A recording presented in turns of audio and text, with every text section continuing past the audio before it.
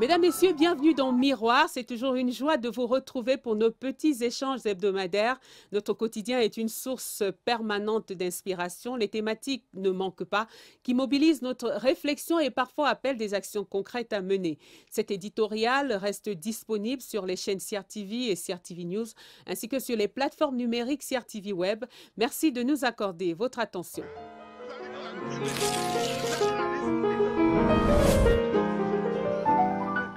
Quel que soit le bout par lequel on aborde la question, elle reste douloureuse et taboue. La mort, en effet, est une intruse, un voleur. Elle n'est jamais la bienvenue. On évite même de l'évoquer. On s'inscrit dans un déni permanent pour ne pas vivre dans une psychose débilitante. Et pourtant, comme un défi lancé à la vie, la mort réussit toujours à s'imposer à nous. Et lorsqu'elle frappe dans l'entourage, elle nous téléporte dans un cercle jusque-là inconnu. L'organisation des obsèques est un voyage initiatique très édifiant.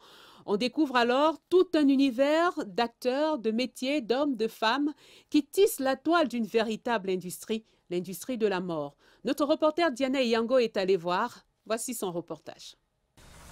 Escale ce matin dans un site mortuaire du quartier Elie-Guédjoua.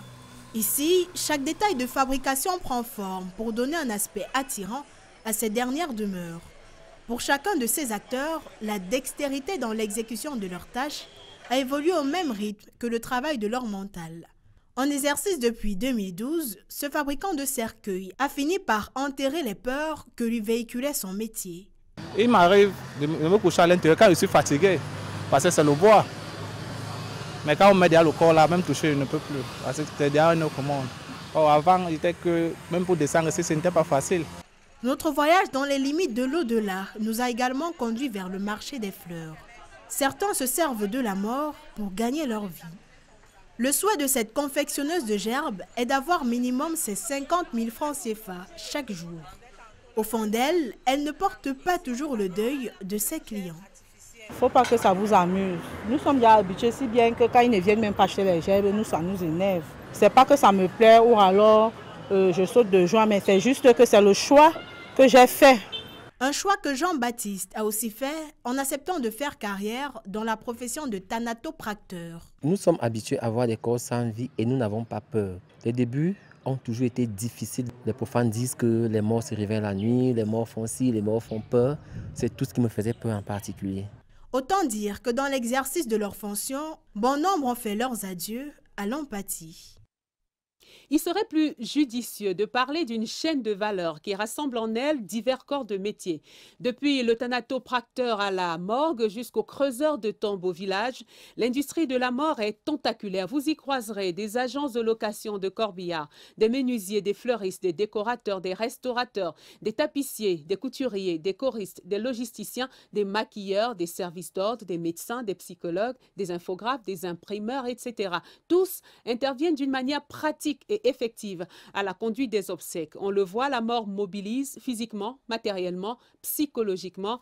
Arrêtons-nous un instant d'ailleurs sur cet aspect souvent négligé, celui de l'accompagnement de tous les acteurs impliqués dans la chaîne de cette industrie particulière. On l'a dit, la mort n'est pas banale. Ceux qui la côtoient d'une manière ou d'une autre au quotidien devraient bénéficier d'un accompagnement spécifique.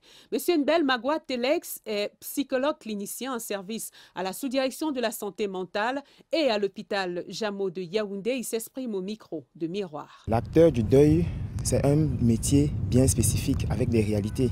Et alors cette réalité peut engendrer des souffrances. Pour faire donc face à ces souffrances, ces gens généralement mettent sur pied des mécanismes de défense. Les mécanismes de défense, ce sont des stratégies que le psychisme met en place pour se protéger contre les frustrations. Alors quand on commence, on peut peut-être trouver des difficultés au début pour ces néophiles, ces novices-là. On peut peut-être souffrir d'une dépression, on peut peut-être souffrir d'un trouble anxieux généralisé, on peut souffrir de tous ces facteurs, mais lorsque nous avons déjà des mécanismes de défense assez solides qui deviennent par la suite des mécanismes de résistance, il est plus facile et plus probable de l'individu de faire face. Je ne dirais pas qu'ils ont de la sympathie. S'il faut parler de la sympathie au sens large ici, on va parler d'empathie, mais pas d'empathie véritable. parce que cela, c'est un but lucratif. Lorsque ces aspects sont pris en charge, il reste que l'industrie de la mort continue d'évoluer dans l'informel, dans l'indifférence des vivants, ceux en charge des normes et de la réglementation, ceux chargés de la fiscalité et autres services en lien avec la gestion des biens économiques. Ce secteur mériterait pourtant d'être mieux structuré, peut-être en une sorte de guichet unique qui soulagerait les familles éprouvées des innombrables courses liées à l'organisation des obsèques. Cette structuration pourrait également être utile dans l'homologation des prestations avec des niveaux d'exigence clairement identifiés, mais également une mercuriale de prix qui dispenserait de la surenchère observée sur le terrain. Si la mort nous est imposée, il est possible d'en alléger les souffrances et le poids sur les vivants. Les prestataires des services de la mort sont malheureusement sans pitié devant leurs clients, insensibles aux larmes, peu enclins à faire montre de compassion. Seul compte le business. Faire des affaires autour de la mort peut même sembler relativement contre la morale. C'est faire côtoyer la finitude, l'effervescence, le vide, la vanité, avec l'accumulation, le profit, l'insouciance. Il y a là un beau paradoxe tout de même. À défaut de rapprocher ces contraires, peut-on envisager à tout le moins de ne pas en rajouter au drame de la mort? Osons nous regarder dans le miroir.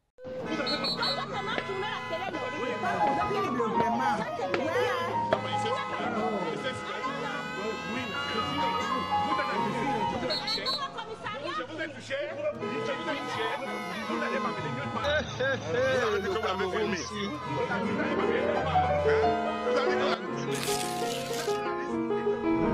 avez